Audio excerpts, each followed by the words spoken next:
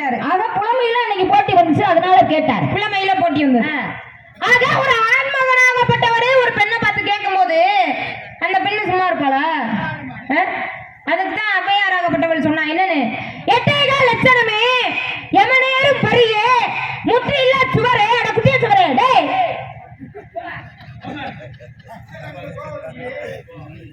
என்ன சாமி என்னங்க ரொம்ப கையை நீளுது, சரியில்லையே. உனக்கு நேரம் நான் சரியில்லைன்னு நினைக்கிறேன்.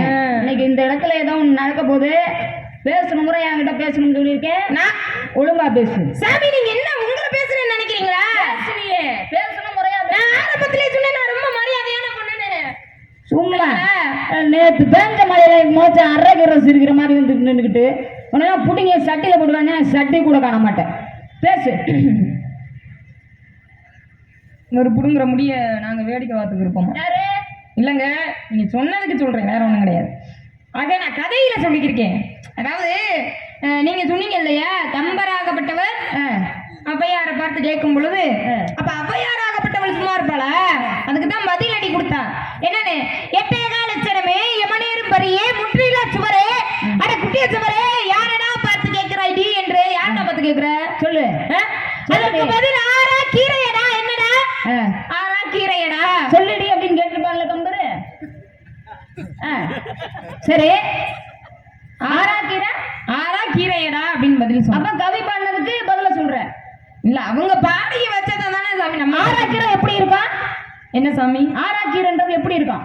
கீரையாகப்பட்டது பந்தல் அமைத்தது போல. இதுதான் என் பள்ளிக்கூடத்து பிள்ளைய கூட்டிட்டு வந்துருக்கீங்க. என்ன ஆராக்கீரை எப்படி இருக்கும்? என்ன இவர் பெரிய தத்துவத்தை பேசுறாரு, நாங்க நம்ம பந்தல் மாதிரி இருக்கும். இது தெரிஞ்ச விஷயம் தான். ஆமா. எத்தனை இலை இருக்கும்? நடுவுல ஒரு தண்டாகப்பட்டது போகும், இலையாகப்பட்டது 4 புறமாக இருக்கும். 4 இவருக்கு எந்த இடத்துல எந்தெந்த இலை போகுது அப்படின்னு இவருக்கு ஒரு மூலத்துல இருக்கிறேன். இந்த பேச்சுல மக்களைய பேசத்தான் செய்றீங்க. இந்த கேட்டேன், இந்த பேச்சுல நல்லா மக்களையத்தான் பேசுறீங்க. நான் ஆரம்பத்துல கேட்டது என்னங்க, இந்த பேச்சுல நல்லா வாய்கிடிய மக்களையத்தான் பேசுறீங்க. என்னமே நீங்க ஒரு நீங்க உண்மையாவே முனிவர் தானே? யாரு முனிவர் தானே? வள்ளி தானே? முனிவர் தானே? நீ வள்ளி தானே? என்ன பண்ணிருக்கேன்? என்னங்க பண்ணிருக்கேன்? என்ன பண்ண? வாழ்த்து கொடுத்தீங்க. அந்த வாழ்த்துல எனக்கு தவறுன்னு பட்டது. நான் கதைக்கே வரல, சரிங்களா? நீ கேக்குறதா நான் என்ன சொல்ல நினைக்கிறேன்னா அவசியம். நீ வச்ச சட்டமா இல்ல நீங்க வச்ச சவுடாலா? நீ சட்டம் போட நான் அதுக்கு வழிவுக்கு வரமாட்டேன், சரியா? பாவம். ஏன்னா நான் கொடுத்த வாழ்த்து கல்லு முரகமாக முள்ளு முரகமாக வேறு முரகமாக நீ பல்லாண்டு வாழ விடுமாமா அப்படி சொன்னீங்க. ஒன்றும் தப்பே இல்லையே. கல்லு முரகமாக அப்படி சொன்னா கற்கண்டு பார்த்திருக்கியா? பார்த்திருக்கேன். கற்கண்டு எப்படி இருக்கும்? பாக்குறதுக்கு கல்லு மாதிரி கல்லு மாதிரி இருக்கும். ஆமா. அதை கடிச்சு சாப்பிட்டா இனிப்பா இருக்கும். இனிப்பா இருக்கும்ல? ஆமா சாமி. அந்த மாதிரி உன் வாழ்வு இனிப்பாக இருக்கட்டும் அப்படின்னு ஆசீர்வாதத்தை கொடுத்தேன். முள்ளு முரகமாக அப்படி சொன்னா பலாப்பழம் பார்த்திருக்கியா?